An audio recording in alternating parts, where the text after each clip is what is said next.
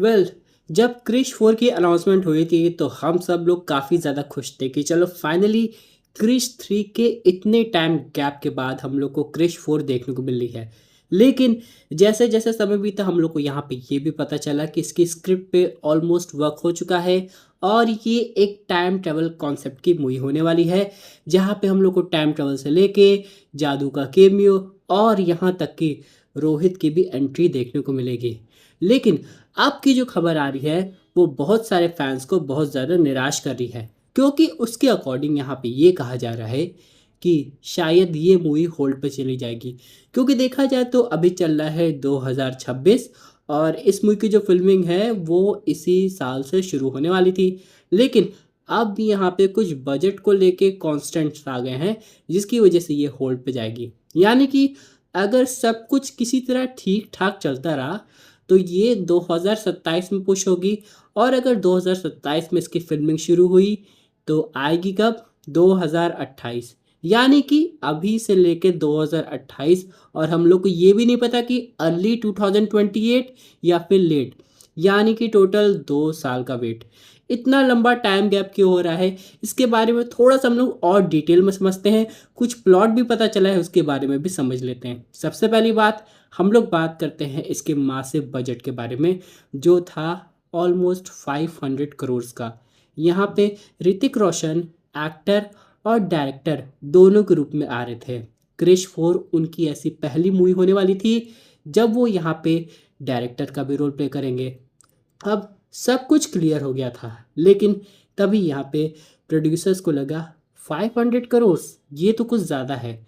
क्या हो अगर ऑडियंस का टेस्ट एंड प्रेफरेंस चेंज हो गया हो, क्योंकि आजकल दोस्तों जानते हैं ना आप लोग, ट्रेंड कितनी जल्दी बदलता है। तो अगर कोई 10 साल पहले क्रिश के फैंस थे, अभी भी फैंस हैं, ऐसी बात नहीं है, लेकिन जो नई जनरेशन आ रही है, जो अभी बड़ी हो रही है, क्या वो भी क्रिश की ही फैंस है या फिर कुछ और है? तो अगर 500 करोड़ मूवी में लगाया जा रहा है तो ऑब्वियस सी बात है, वो जब प्रोड्यूसर्स को लगेगा उसमें प्रॉफिट है, उसमें दम है, तभी वो लोग इतना पैसा लगाने की सोचेंगे। और अगर ऐसा नहीं होता है तो डेफिनेटली रिजल्ट क्या आएगा, उसका बजट थोड़ा कम होगा। तो जैसे कि बजट की बात करें वो 500 करोड़ दिखा रहा था, तो अगर पर्सपेक्टिव बजट जो बात करें, जो कि कहा गया कि इस बजट में आप लोग को काम करना पड़ेगा, तो वो कहा जा रहा है कि 350 करोड़। अब सबसे बड़ी बात यह है कि अगर ऋतिक रोशन इस मूवी को डायरेक्ट कर रहे हैं तो उनको लग रहा है कि 500 करोड़ इसलिए ज़्यादा इनफ है, क्योंकि मूवी में अब सबसे इम्पोर्टेंट चीज़ स्टोरी के अलावा, क्योंकि स्क्रिप्ट तो ऑलरेडी लिखी गई है, लेकिन जो मूवी की जान होती है वो होता है उसका वीएफएक्स, सीजीआई। क्रिश के वीएफएक्स की बात करें तो आप लोग जानते हैं इस समय अच्छा था, लेकिन अब उसे और रियलिस्टिक या फिर एडवांस कहा जा रहा है, लोग करने की सोच रहे हैं। क्रिश 3 में और इम्प्रूवमेंट हम लोग को थोड़े बहुत लगे थे, लेकिन क्रिश 4 भाई ये 2026 चल रहा है, इतने टाइम बाद अगर कोई मूवी ला रहा है तो ऑडियंस उससे बेस्ट वीएफएक्स सीजीआई की उम्मीद ज़रूर करेगी। तो ये सब बजट के अंदर आने के लिए उनको बहुत मेहनत करनी पड़ती है, इसलिए शायद उन्होंने एस्टीमेट 500 का लगाया था।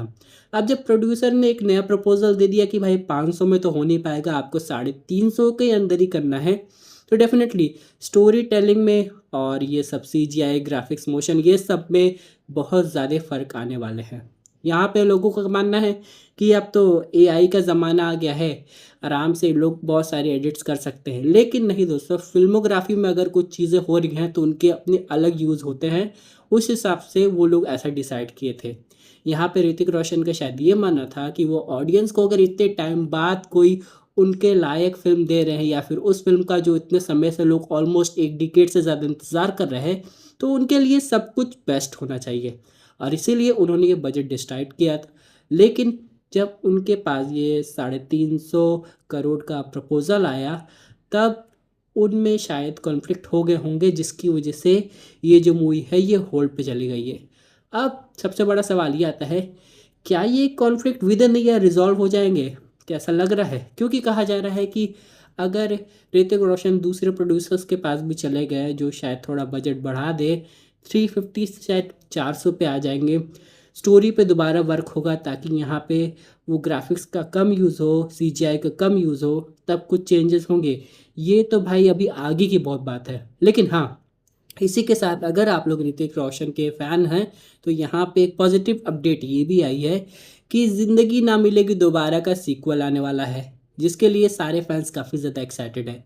तो हाँ, वो अगर क्रिश होल्ड पे चली जाती है तो ऋतिक रोशन अपने बाकी प्रोजेक्ट्स को डेफिनेटली प्रायोरिटी देने वाले हैं, इंक्लूडिंग कहा जा रहा है कि काबिल 2 की भी पॉसिबिलिटी बन रही है। काबिल आप लोग ने देखी थी, कितनी बढ़िया मूवी थी। तो कुल मिला के अभी क्रिश के फैंस के लिए डेफिनेटली ये सैड अपडेट है यार, मुझे भी अच्छा नहीं लग रहा। मैं भी बहुत समय से इंतज़ार कर रहा था, मैं भी देखना चाहता था स्टोरी कैसी होगी, जादू कैसे आएगा, जादू के बारे में और जानना था। प्लॉट की बात करें तो यहाँ पे कहा जा रहा था ऋतिक रोशन का ट्रिपल रोल हम लोग को देखने को मिलेगा, जो कि इंक्लूड होगा पास्ट प्रेजेंट फ्यूचर टाइमलाइन से। और एक समय शायद ऐसा भी आ सकता है कि तीनों एक साथ हम लोग को एक ही स्क्रीन पे दिखाई दे। अब जो भी हो, तो इससे तो लग ही रहा था डेफिनेटली एक टाइम ट्रेवल फिल्म है। लेकिन जिस हिसाब से अभी का ये अपडेट आया है, डेफिनेटली ये हार्ट ब्रेकिंग है। अब देखते हैं आगे क्या होगा। कुछ नई अपडेट आती है तो ज़रूर पता चलेगी। तब तक आप लोग भी ज़रूर बताइएगा कि आपके हिसाब से क्रिश 4 में क्या क्या हो सकता है।